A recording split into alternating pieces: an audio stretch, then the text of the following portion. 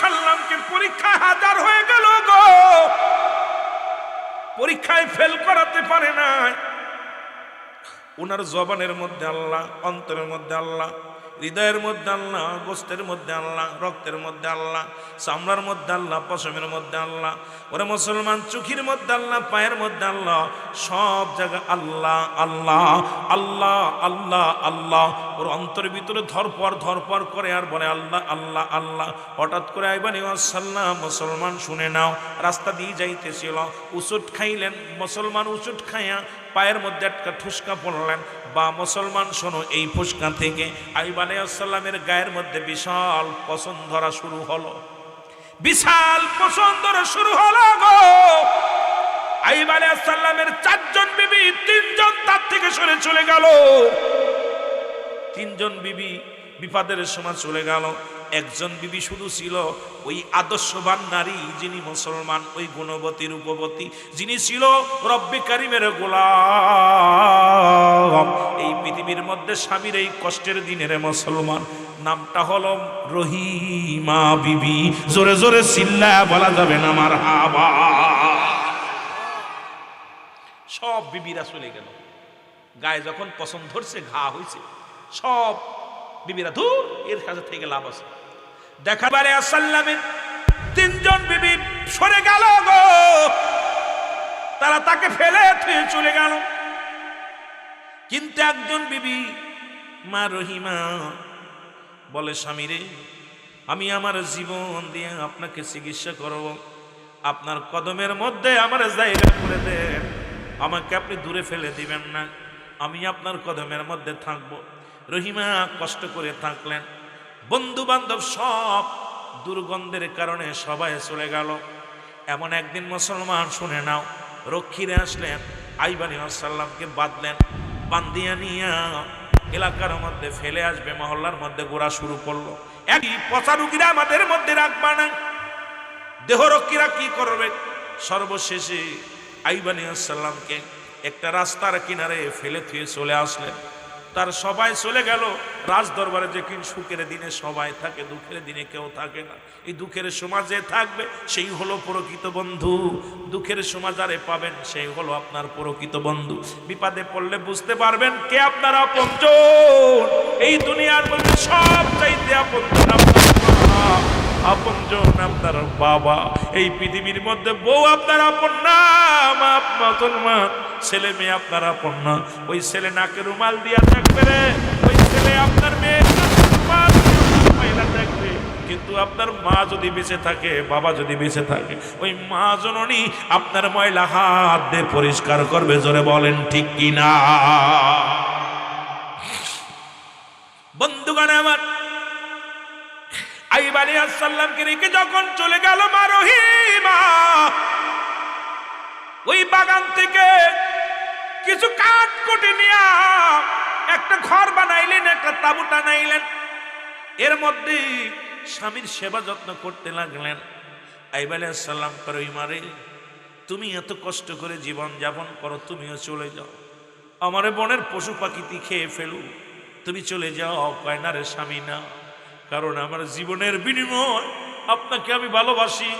আপনার এই দুঃখের সময় আমি রহিমা চলে যেতে পারি না, আপনি আমার স্বামী। ও মুসলমান শুনে নাও, সারাদিন পরে রহিমা বাড়িতে বাড়িতে কাজ করে গো। এই বন্যা কান্দের মারা শুনিস রে, এরপরও যদি স্বামীর খেদমত না করিস, আমি মনে করি তোদের কপাল মন্দ, তোদের কপাল মন্দ, তোদের কপাল মন্দ। ও মা, বন্যা কান্দের মারা শোনো, মা রহিমা বাড়ি বাড়ি কাজ করে গো, মানুষের বাড়ি থালা বাটি মাঝে যেটুকু খাবার দেয় এনে খায়, যেটুকু টাকা দেয় এইটা দিয়ে ওষুধ কেনে। মুসলমান আইয়ুব আলাইহিস সালামের সেবা যত্ন করতে লাগলেন। এইরকম করতে লাগে মাস্টার ইবলিস, আল্লাহ এখনো তো পারলাম না তারে সাইজ করতে, কারণ পাশ থেকে সবাই চলে গেছে, এখন আইয়ুবের পাশে আছে তার বিবি, একেও সরাইতে হবে। আমার আল্লাহ কয়, যতই তুমি ছলনা করো, আমার আইয়ুবকে তোমার ঈমান, আমার পথ থেকে ঈমান হারাইতে পারবি না। জোরে জোরে চিল্লায় বলা যাবে না মারহাবা। একদিন সারা দিন ঘুরে গ্রামে গ্রামে ঘুইরা কোনো কাজ পাল না, কাজ কোথাও আর পায় না। আহা, রহিমা বিবি কাজের সন্ধানে বাড়ি বাড়ি ঘুরলেন, কোনো কাজ পায় না। বাধ্য হয়ে চিন্তা করে সন্ধ্যা লাগলে স্বামী খানা চাইব রে, স্বামীর যদি খানা না দিতে পারি আমার অসুস্থ স্বামী আরো অসুস্থ হয়ে যাবে, কোথায় পাবো খানা? কষ্ট করে চলে গেলেন এক ইহুদির বাড়িতে। যা বলে ইহুদির বাড়িতে যায় ইহুদির মহিলাকে ডাক দে, বলে বোন রে আমাকে একটা কাজ দাও, আমার ঘরে অসুস্থ স্বামী, আমার ঘরের অসুস্থ স্বামী, তারে খাবার দিতে হবে, তার ওষুধ কিনতে হবে, আমাকে একটা কাজ দাও। মেয়েটা বলে কোনো কাজ আমি দিব না, তুমি দূর হয়ে যাও, তোমাকে কোনো কাজ আমার বাড়িতে কোনো কাজ লাগবে না, তুমি যাও যাও। অনেক অনুনয় বিনয় করে চিন্তা করে বাড়িতে ফিরে গেলে আর আমি কোথাও কাজ পাবো না। মাস্টার ইবলিসের ছলনায় পড়ে গেল। এবার মহিলা ডাকতে কয় রহিমা কাজ আমি দিতে পারি রে, বিনিময় তোমার এত সুন্দর চুল, মাথা আর চুল দেখে বড় মহিলাদের হিংসা হয়, কারণ এক মহিলা আর এক মহিলার ভালো দেখতে পারে না। মহিলাদের মধ্যে 3টা গুণ। নাম্বার 1 হলো তারা কঠোর এবং তারা হলো ত্যাগ ও মুসলমান, শুনে নাও। 2 নাম্বার হলো তাদের দিলের মধ্যে মায়া। যেমন দেখবেন মুসলমান মহিলাদের দিলে এত মায়া, একবারের জায়গা 2বার যদি কোনো মেয়েরে লাভ লিটার দেওয়া যায়, চিন্তা করে যে তুই 1বার 2বার 3বার এবার আর মিস করবো না। মুসলমান দেখবেন একজনের চোখের পানি দেখে ঝপ করে চোখে পানি এসে যায়। কঠোর যেমন দুনিয়ার মধ্যে একবার যদি রাগ হয়ে যায় ওরা হয় গলায় দড়ি নেবে, নাই বিষ খাবে, নাই সারাসারি হয়ে যাবে। আর একটা হলো মুসলমান ত্যাগ। এই দুনিয়ায় মা বাবা কত কষ্ট করে লালন পালন করলো, যখনই স্বামীর সংসার স্বামীর হাত ধরে গেল, ভাই বাতি সবাই রে পর বানায়া তোমারে আপন বানায়া দুনিয়ার জীবন শুরু করলো। জোরে বলেন ঠিক কিনা? মেয়েদের ভিতরে 3টা গুণ। নাম্বার 1 কঠোর, ত্যাগ আর মায়া। কঠোর হয়ে গেলে একবার যদি কোনো মেয়ে যদি একবার কঠোর হয়ে যায়, হয় গলায় ধরে নিবে, নাই বিষ খাবে, না হয় সারাসারি হবেই। আর ত্যাগ ওরা দুনিয়ায় সব ত্যাগ করতে পারে। আপন ভাই বাতি 10 মাস 10 দিন গর্বে রাখলো, যে মা বাবা কত কষ্ট করে লালন পালন করলো, সব ত্যাগ করে স্বামীর হাতটা ধরা পর সবকিছু বিসর্জন দিয়ে ওকে আপন করে নিয়ে যেতে পারে। আবার বাবার আমার আর একটা হলো মায়া। দেখবেন মেয়েদের দিলে খুব মায়া। আমার মাদের মনে আপনি একটু সামনে চোখের পানি ফেলার আগে একজনের কষ্ট দেখে ওদের চোখে পানি এসে যায়। জোরে বলেন ঠিক কিনা? আমার বন্ধুগণ, আমার গভীর মনোযোগ।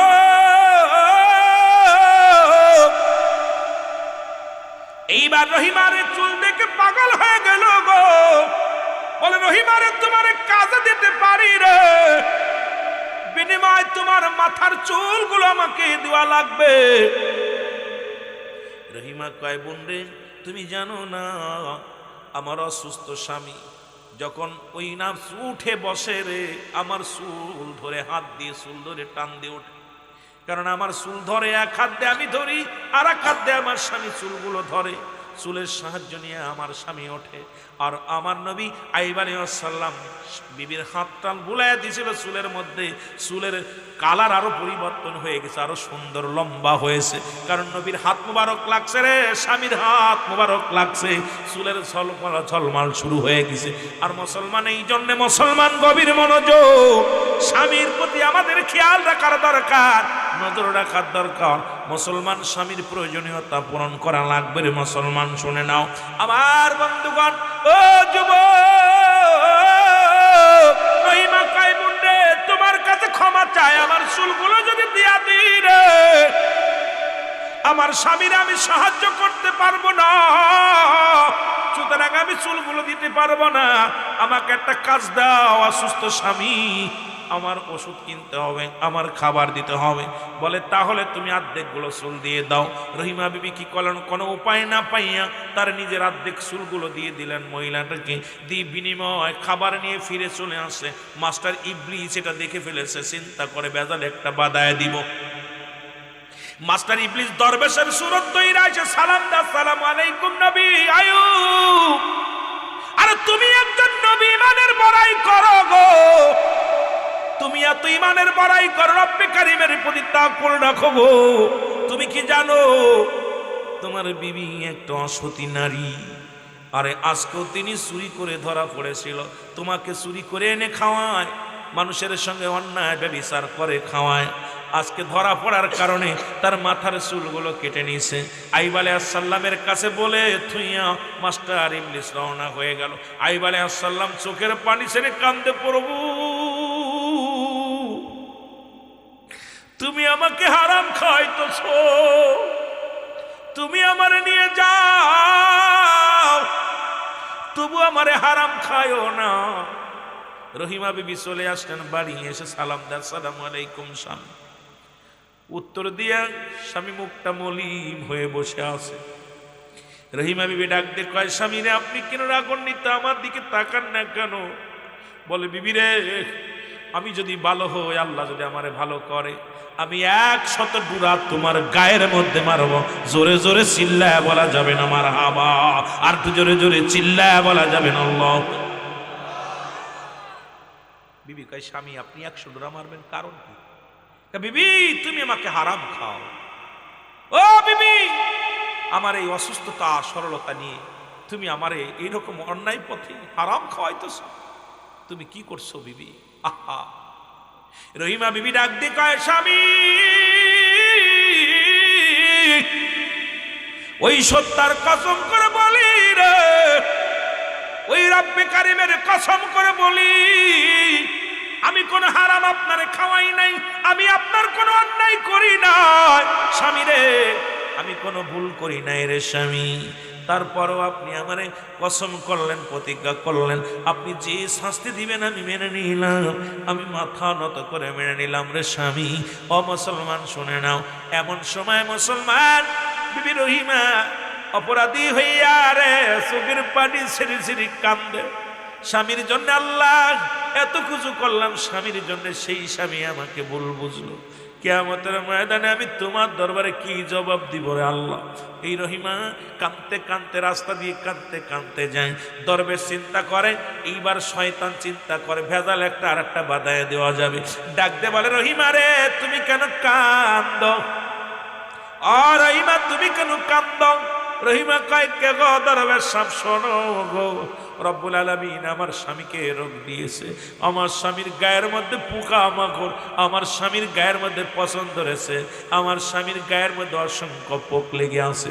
আমার মুসলমান শুনে নাও, যুবক শোনো, আমার বন্ধুগণ শুনে নাও, শুনে নাও, এদিকে এই স্বামীরে আমি চিকিৎসা করব, কোথায় কি করলে আমার স্বামীর গায়ের রোগ ভালো হবে? এইবার দরবেশ কয়, রহিমারে আমার কাছে ওষুধ আছে, আগামীকাল বা আমারে নিয়ে যাও তোমার স্বামীর কাছে, আমি এমন ওষুধ দিব তোমার স্বামীর রোগ চিরতরে ভালো হয়ে যাবে। জোরে জোরে চিল্লায় বলা যাবে না আল্লাহ। আইয়ুব আলাইহিস সালামের কাছে এসে শুভ, স্বামী ও আমার স্বামী, আমি কবিরাজ পাইছি। কি কবিরাজ? কবিরাজ আজকে আসবে আপনাদের বাড়ি, আমাদের বাড়ি। হঠাৎ করে আইয়ুব আলাইহিস সালাম বসে আছে, হঠাৎ করে একটা 2-4টা কিটি পোকা গা থেকে সরে পড়ে গেছে। পড়ে যাওয়ার পর আইয়ুব আলাইহিস সালাম বলে, বিবি আমার এই পোক 2টা তুইলা দাও আবার গায়ে, কারণ আমার গায়ে গোস্ত আছে, ওরা খাক, ওদের খাতি দাও, পড়ে গেছে। আহা, দেখেন না কেমন প্রেমিক আল্লাহর। নাওয়াল্লাম তাগফির লানা ওয়া তারহামনা লানাকুনান্না মিনাল। রব্বুল আলামিন আমি জালিমদের অন্তর্ভুক্ত হয়ে গেছি, আমারে ক্ষমা করে দাও। আদম বলেছিল, আল্লাহ আমি তো জালিমদের অন্তর্ভুক্ত, আমারে তুমি ক্ষমা করে দাও।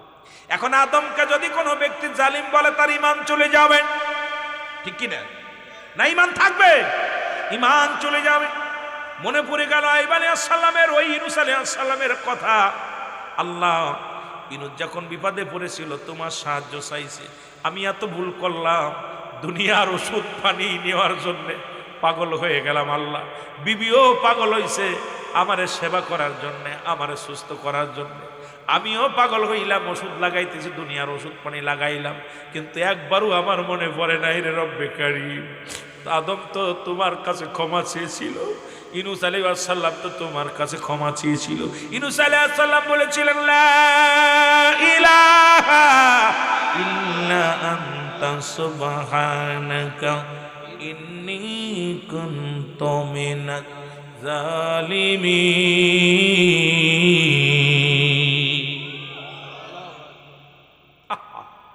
আলাইহিস সালামের মনে পড়ে গেছে, আল্লাহ আমি তো বড্ড ভুল করে ফেলেছি, আমি এতদিন ধরে বসতেছি, এতদিন ধরে কষ্ট করতেছি, কিন্তু আমি তোমার সাহায্য না আছে আমি নিজের খুব ফকর দেখাইছি। আল্লাহ আমি নিজের বড় ফকর দেখাইছি, নিজে আমি ওষুধ খাইছি, দুনিয়ার শরীয়তের ওষুধ খাইলাম, একবারও তোমার কাছে আমি ক্ষমা চাই নাই, একবার তোমার কাছে আমি প্রার্থনা করি নাই, আমার এই রোগ থেকে মুক্তি হওয়ার জন্য আমি একবারও ক্ষমা চাই নাই। সঙ্গে সঙ্গে জিবরিল আমিন এসে বলে, নবী আইয়ুব রে, এতদিন তোমার কষ্ট করা লাগতো না, আজকে তোমার মনে পড়ে গেল আদম আলাইহিস সালাম দোয়া চেয়েছিল, আল্লাহর কাছে ক্ষমা চেয়েছিল, ইউনূস আলাইহিস সালাম আল্লাহর কাছে ক্ষমা চেয়েছিল, ইব্রাহিম আলাইহিস সালাম আল্লাহর কাছে ক্ষমা চেয়েছিল, মুসা আলাইহিস সালাম তোমার আল্লাহর কাছে ক্ষমা চেয়েছিল। এই দুনিয়ার মধ্যে শত নবীগণ সব নবীরা রব্বে কারীমের কাছে পানা চেয়েছে শয়তান থেকে বাঁচার জন্য। মুসলমান শুনে নাও, শয়তানের ওয়াসওয়াসা থেকে বাঁচার জন্য আল্লাহ সব সময় আল্লাহর কাছে সেবা চেয়েছে, ক্ষমা চেয়েছে। তুমি ভুল করেছো, এতদিন কেঁদেছো, তুমি তওবা করো, তওবা করে ইস্তেগফার করো। সঙ্গে সঙ্গে আইয়ুব আলাইহিস সালাম মনে পড়ে গেল রব্বে কারীমের দরবারে ইস্তেগফার করলেন, ক্ষমা চাইলেন। আল্লাহ রাব্বুল আলামিন বলে, জিবরিল আমিন যাও, ও ফেরেশতারা যাও, জান্নাত থেকে পানি নিয়ে যাও, আমার আইয়ুবের গাটা ধুয়ে দাও, সুন্দর করে পরিষ্কার পরিচ্ছন্নতা করে দাও, কারণ আমার আইয়ুব এতদিন পরে আমার কাছে ক্ষমা চাইছে, আমার কাছে মাফ চাইছে। আমি আল্লাহ আমার আইয়ুবের সব রোগ মুক্তি ভালো করে দিলাম। জোরে জোরে চিল্লায়া বলা যাবে না মারহাবা। দেখছেন নি? এই জন্য যা হবে আল্লাহর কাছে সাহায্য চাইতে হবে। উনি ততক্ষণ পর্যন্ত ওই যে ভুল তো উনি করে না, উনি তো আসলে মাস্টার ইবলিসকে লাগাই দিছে, আল্লাহ দেখো পরীক্ষা করো, আর আইয়ুব উদ্দেশ্য ওর সাথে যে আল্লাহ তুমি সারো, কিন্তু সে ভুল স্বীকার করে নাই যে আমার ভুলের কারণে আমাকে মাফ করো। যখনই বুঝতে পেরেছে, মুসলমান শুনে নাও, এটা রব্বে কারীমের খেলা, রব্বে কারীমের খেলা।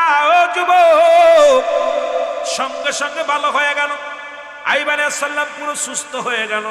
আমার বাজারে আমারা শুনে নাও, শুনে নাও, যখন দোয়া পড়লেন, তওবা করলেন, আল্লাহ পাক তওবাতুন নসুহা, কারণ তওবা করলেন, তওবা করার সঙ্গে সঙ্গে রব্বে কারীম পছন্দ করে ফেললেন। আইয়ুব আলাইহিস সালামের গায়ের কুষ্ঠি রোগ সেরে গেল। শুধু তাই নয় রে মুসলমান, ওই যত সম্পদ দুনিয়ার মধ্যে যা কিছু হারিয়ে ফেলেছিল সব কিছু রব্বে কারীম ফেরত দিলেন।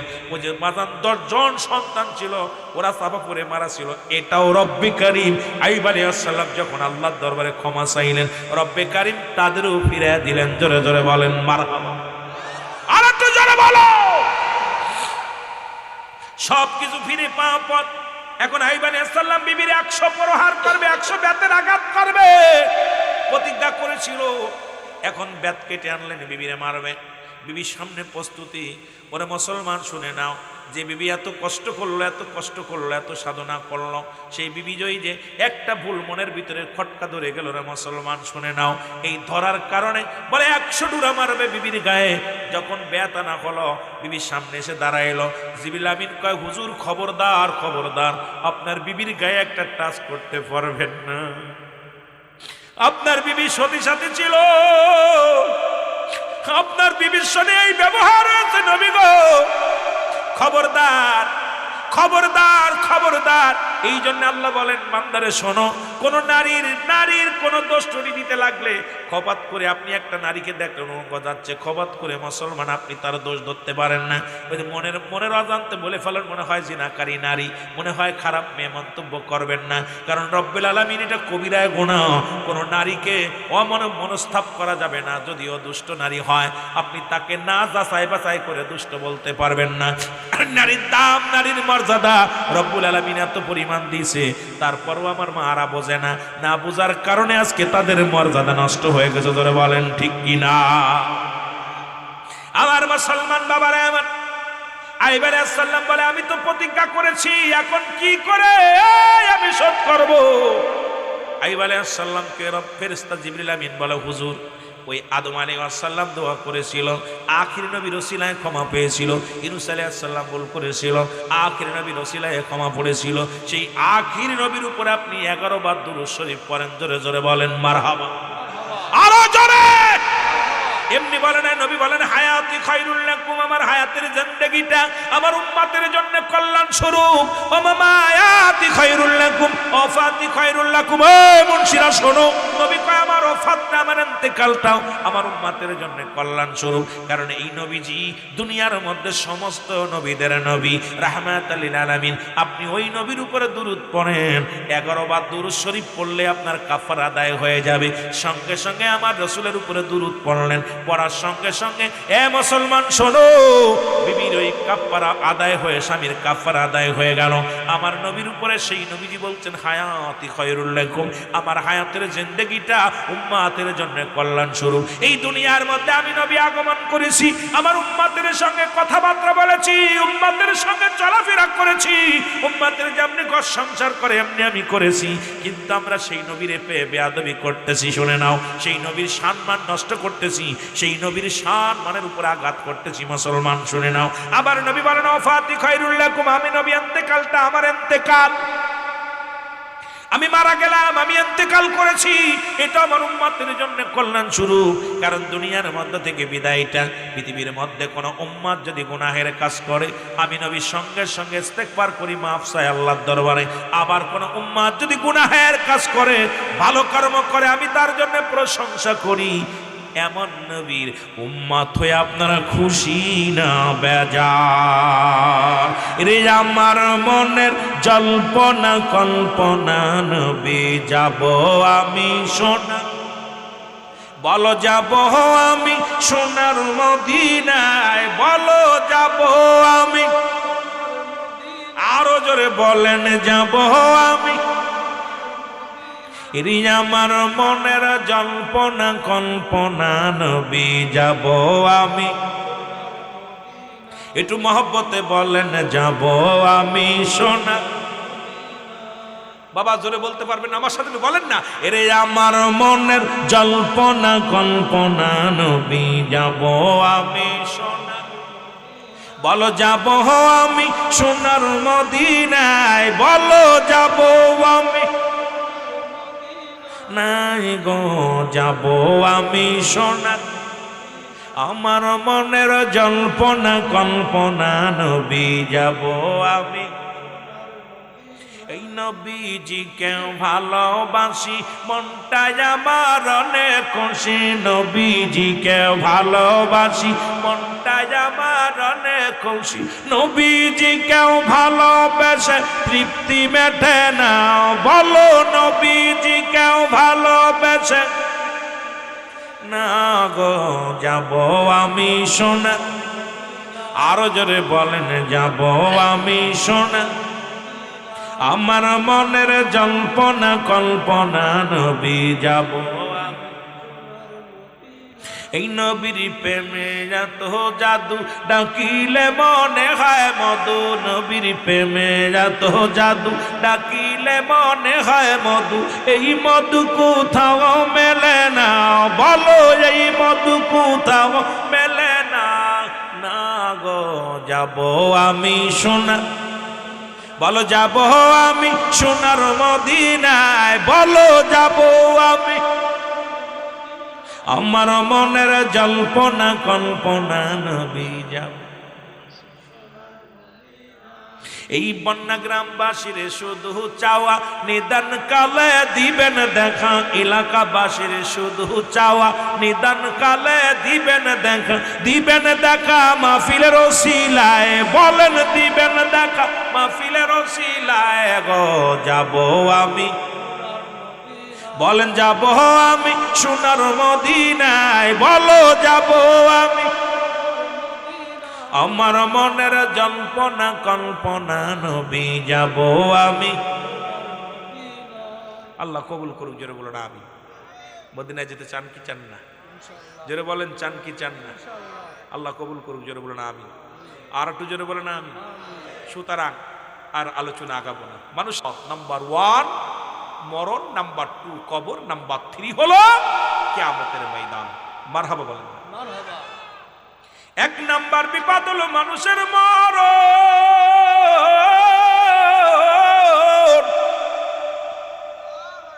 আল্লামা মুফতি আমজাদ আলী সাহেব একটা কিতাব লেখলো গো, মানুষ যখন সাধারণ মৃত্যুবরণ করে 70টা তাজা উটের গায়ের চামড়া জবাই না করিয়া উল্টো দিকে টান দিয়া লবণ আর মরিচ লাগায় দিলে যতটুকু যন্ত্রণা হয়, একটা সাধারণ মৃত্যু হলো এত কঠিন রে বাবা। এরে মুসলমান, কতজন মরণের সময় পায়খানা করে দেয়, কত মানুষ মরণের সময় প্রস্রাব করে দেয়, কত মানুষের জিহ্বা বাইর হয়ে যায়, চোখ দুটি বড় বড় হয়ে যায়, তাদের মরণটা কত কঠিন হয়। বাবারে, কত মানুষের গোসল করাইলাম, কত মানুষের দাফন করাইলাম, কত মানুষের দাফন করাইলাম, কাফন পরাইলাম, কত মানুষ মরণের সময় পায়খানা প্রস্রাব পর্যন্ত করে দিছে গো। ও যুবক, ও যুবক শোনো গো, সুতরাং এই মরণের পেয়ালা পান কর্তব্যের মধ্যে কোনো সন্দেহ নাই, বাঁচার কোনো পথ নাই, বাঁচার মতো কোনো উপায় নাই। ও যুবক, কোনো ওষুধ নাই, কোনো কবিরাজ নাই, এই মরণের পেয়ালা পান করতে হবে। নাম্বার 2 হলো কবর। আজকে যে কবরের বাসীর স্মরণে আজকে মাহফিল কানা, উন্নয়ন প্রকল্পের মাহফিল, আমার বাবারা আমার 2 নাম্বার বিপদ হলো কবর। কবর বলতে বুঝায় মানুষের মৃত্যুর পর থেকে শুরু করে কিয়ামত পর্যন্ত জগৎটাকে বলা হয় কবরের জগৎ। বাবারা আমার, আজকে আমি আপনারা যারা আছেন, আমাদের আব্বা মা চিরগম ঘুমায়া গেছে, এমন জায়গায় শুয়ে আছে আর কোনোদিন ফিরে আসবে না। এই 2 নাম্বার বিপদ হলো কবর। এই কবরে যেদিন শোয়া দিবে, আসবে একজন ফেরেশতা, নাম তার নোমান ফেরেশতা। আপনার আমল নামা যার আমল নামা তার লেখা লাগবে না যুবক, ভালোটাও লেখা লাগবে, খারাপটাও লেখা লাগবে। সুতরাং আপনাকে আমাকে সেই কবরের পুঁজি বানায় নিয়ে যেতে হবে রে মুসলমান। এই কবর কিন্তু ছাড়বে না রে, ডান দিক থেকে চাপ মারবে, বাম দিকে হাড্ডিগুলো চলে যাবে।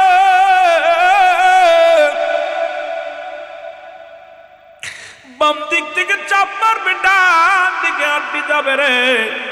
এই কবর রে, অনিষ্ঠুর কবর, কেউ নিল না তোর খবর রে কবর। কত টাকাওয়ালা, কত বাড়িওয়ালা রে শোয়া দিছে আল্লাহ। আজ বাবা মা ভুলে গেছে, ভাই বন্ধু ভুলে গেছে। আরে যেখানে গেলে বিচার হয়, যেখানে গেলে হিসাব হয়, এই কবরে কেমনে সল জবাবের হিসাব দেব রে আল্লাহ। আল্লাহ 2 নাম্বার বিপদ থেকে আমাদের বাঁচায় রে আল্লাহ। 3 নাম্বার হলো কিয়ামতের ময়দান, যেদিন হলো আরো ভয়াবহ রে যুবক। ও যুবক, যেদিন মুঠো হাত উপরে সূর্যোদয় হবে, মাটিগুলো পুড়ে তামাক হয়ে যাবে, এই দুনিয়ার সব কিছু আমার বাবারা আমার, যেদিন সব কিছু সবাই তোমার পর হয়ে যাবে, সেদিন আপন বলতে কেউ থাকবে না। সেই বিচারের ময়দানের দিনে ভয় করো। এই 3টা বিপদ। নাম্বার 1 হলো মানুষের বিপদ হলো মরণ। মনে রাখতে হবে 3টা বিপদ। নাম্বার 1 হলো মরণ, নাম্বার 2 হলো কবর, নাম্বার 3 হলো কিয়ামতের ময়দান। 3টা জিনিস কাজে লাগবে। নাম্বার 1 নেক আমল, নাম্বার 2 হলো সদকায়ে জারিয়া, দান দিয়ান। মুসলমান 3 নাম্বার হলো নেককার সন্তান। কারণ যে সন্তান আপনার জন্য চোখের পানি ছেড়ে কানবে, রব্বির হামহুমা কামা রব্বায়ানি সগীরা, রব্বির হামহুমা কামা রব্বায়ানি সগীরা। এই সন্তান যদি রেখে যেতে পারেন তাহলে কাজে লাগবে এই দোয়াটা, রব্বির হামহুমা, আমার রব, আমার প্রতিপালক, আমার আব্বা মার সগীরা কবিরা গুলো গুনাহগুলো মাফ করে দাও, জানা অজানা গুনাহগুলো মাফ করে দাও। তাহলে আপনার জীবনটা ধন্য। আর যদি সন্তান রাখছেন ওই গাঁজাখোর, মদখোর, নারীখোর, ইয়া দ্বারা কি পাবেন? ইয়া দ্বারা কবরের অশান্তি পাবেন। এই জন্য মুসলমান,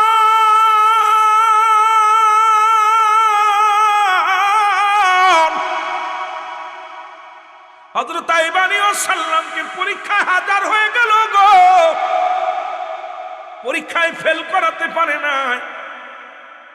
ওনার জবানের মধ্যে আল্লাহ, অন্তরের মধ্যে আল্লাহ, হৃদয়ের মধ্যে আল্লাহ, গোস্তের মধ্যে আল্লাহ, রক্তের মধ্যে আল্লাহ, চামড়ার মধ্যে আল্লাহ, পশমের মধ্যে আল্লাহ, ওরে মুসলমান চোখের মধ্যে আল্লাহ, পায়ের মধ্যে আল্লাহ, সব জায়গায় আল্লাহ আল্লাহ আল্লাহ আল্লাহ আল্লাহ। ওর অন্তর ভিতরে ধরপর করে আর বলে আল্লাহ আল্লাহ আল্লাহ। হঠাৎ করে আইবানি ওয়াসাল্লাম, মুসলমান শুনে নাও, রাস্তা দিয়ে যাইতেছিল, উচুট খাইলেন মুসলমান, উচুট খাইয়া পায়ের মধ্যে একটা ঠুসকা পড়লেন। বা মুসলমান শোনো, এই ফুসকা থেকে আইয়ুব আলাইহিস সালামের গায়ের মধ্যে বিশাল পছন ধরা শুরু হলো, বিশাল পছন ধরা শুরু হলো গো। আইয়ুব আলাইহিস সালামের 4 জন বিবি, 3 জন তার থেকে সরে চলে গেল। 3 জন বিবি বিপদের সময় চলে গেল। একজন বিবি শুধু ছিল, ওই আদর্শবান নারী, যিনি মুসলমান, ওই গুণবতী রূপবতী, যিনি ছিল রব্বি কারিমের গোলাম। এই পৃথিবীর মধ্যে স্বামীর এই কষ্টের দিনের মুসলমান, নামটা হলো রহিমা বিবি। জোরে জোরে চিল্লায়া বলা যাবে না মারহাবা। সব বিবিরা চলে গেল, গায়ে যখন পছন্দ ধরছে, ঘা হয়েছে, সব বিবিরা দূর, এর কাছে থেকে লাভ আছে। দেখা যায় অনেক যুবক পাশে প্যারালাইসিস হয়েছে, বিবি তারে ফেলে দিয়ে চলে গেছে রে। এরকম হাজার হাজার রিপোর্ট আমাদের কাছে আসে।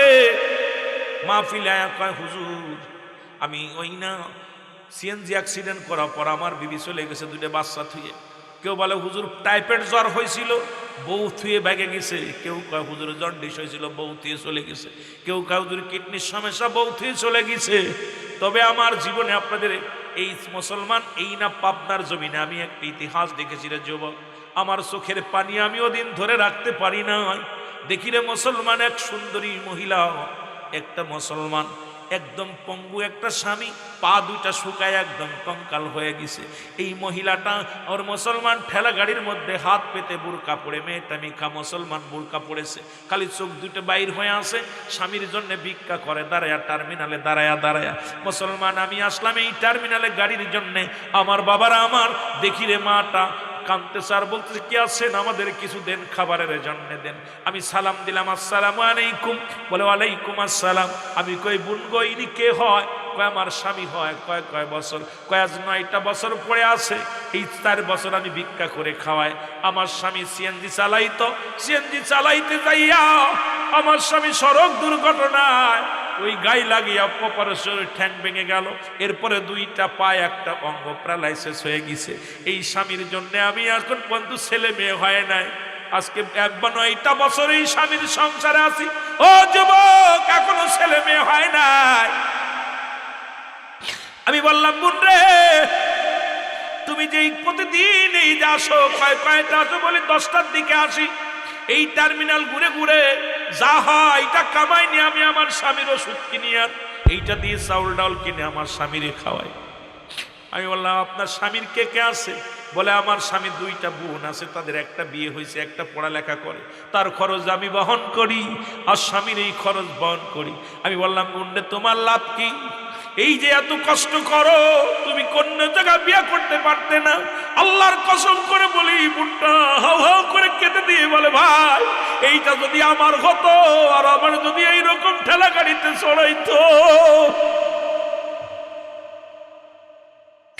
এটা আমার স্বামী রয়েছে, আমি যদি আজকে আমার এই পঙ্গু স্বামী থেকে চলে যাই, রব্বুল আলামিন আমারে ক্ষমা করবে না, আমি মাপ পাবো না। খোদার কসম, আপনাদের এই কোথায় পাবনা টার্মিনালে যা দেখবেন, ওই মহিলাটা প্রতিদিন সপ্তাহে 2 দিন 3 দিন আসে। মুসলমান, এত সুন্দরী, অনেক সুন্দরী মেয়েটা, কিন্তু এখনো ভালো জায়গা বিয়ে হবে 9টা বছর এই পঙ্গু স্বামী নিয়ে পড়ে আছে। আমার বললো ভাইজান আপনি আলেম মানুষ, কি বললেন? আমি বললাম আমি আলেম, আপনারা কে বলছে? কয় আপনার লিবাসে বলে আপনি আলেম। আমি যদি আমার এই স্বামী থুয়া চলে যেতাম, এই স্বামী যদি ফেলায় রাখতাম, আমি রব্বে কারিমের দরবারে কি উপায় হতো? আমার এই পঙ্গু স্বামীরে আমি টানি, রব্বে কারিমিয়ার ওসিলায় যেন আমাকে নাজাত দেয়, আমার স্বামীর খেদমতে যেন আল্লাহ আমারে মাফ করে। কারণ আমি স্বামীরে রেখে যাব কোথায়? অনেকবার আমার বাবা মা চেষ্টা করেছে, আমার ভাই আমার সঙ্গে কথা বলে না, আমার বাবা আমার সঙ্গে কথা বলে না, শুধু স্বামীর বিটা পড়ে ধরে পড়ে থাকার কারণে। কিন্তু মুসলমান এমনও তো আছে, হাজার হাজার নারীগুলো স্বামীর ঘর ফেলে অন্যের ঘরে চলে যায়। কিন্তু এমনও তো আছে, এমনও মা আছে জীবনের সবকিছু বিসর্জন দিয়া স্বামীর কদমে পড়ে আছে। জোরে জোরে বলেন ঠিক কিনা? আমি এইটা দেখা পর আমার জীবনে আমি ওনার সাথে প্রায় 5 মিনিট কথা বলেছিলাম। কথাগুলো কেন যেন মন থেকে। এরপর টাকা দিতে গেছি, 100 টাকা দিয়ে আসলাম। নেবেই না, কয় বা এত টাকা লাগবে না, 100 টাকা দিচ্ছি, মুন্নি নেও তুমি যাও। তা আমি আশ্চর্য হয়ে গেলাম যে একটা ইয়ং বয়স, যে কোনো মুহূর্তে যে কোনো ছেলে তার বিয়ে করবে, কিন্তু সব ফেলে তুই একটা পঙ্গু স্বামীকে নিয়ে ঢাকা শহরে গেলে দেখবেন অসংখ্য স্বামীরে বিশেষ সঙ্গে বেঁধে নিয়ে, স্বামীরে গাড়ির সাথে বেঁধে নিয়ে টানতেছে, ঠেলা গাড়ি ঠেলতেছে। আমি আশ্চর্য হয়ে যেগুলো দেখে, এগুলো এরাও হলো স্বামী আর আমাদেরও মেয়ে। আর আমাদের স্বামী 1 মাস বিদেশে গেলে পরের মাসে এসে মা স্বামীর স্ত্রীর পায় না। এরে মা, ও মা, তোর আল্লাহর দরবারে কি জবাব দিবি? জবাব দেওয়ার মতো। দুনিয়ার স্ত্রীরা যখন স্বামীর সাথে দুর্ব্যবহার করে, তখন জান্নাতি হুরগুলো, গেলেমানগুলো চিৎকার মারে। হুরগুলো বলে, দুনিয়ার মেয়েরা ওকে কষ্ট দিস না, কষ্ট দিস না, কষ্ট দিস না। কারণ আমরা ওদের জন্য অপেক্ষা আছি। একটা পুরুষের জন্য 70টা করে হুর, একটা মেয়ের জন্য 70টা করে গেলেমান রব্বে কারীম জান্নাতের ভিতরে রাখছে। যখন দুনিয়ার স্বামীরা কষ্ট পায়, তখন ওই হুরগুলো আফসোস করে, মেয়ে কষ্ট দিস না, তো স্বামীকে গালি দিস না, স্বামীর দিকে মন খারাপ করে তাকাস না, স্বামীকে ভালোবাস। কারণ তোরা তো ক্ষণস্থায়ী 40 বছর ভালোবাসবি, আমরা আবাদান চিরস্থায়ী ভালোবাসবো, আমাদের কাছে পাঠিয়ে দিই। কারণ আমরা ওদের জন্য অপেক্ষা আছি। এই জন্য বাবা, এই দুনিয়ার জিন্দেগি কয়দিন রে বাবা? 2 দিন, সময় 10 দিন, আমার বাবার 8 দিন, এই তো সময়। তারপরেও কেন আমাদের ভিতরে এত অহংকার, অহমিকা, তাকাব্বুরি?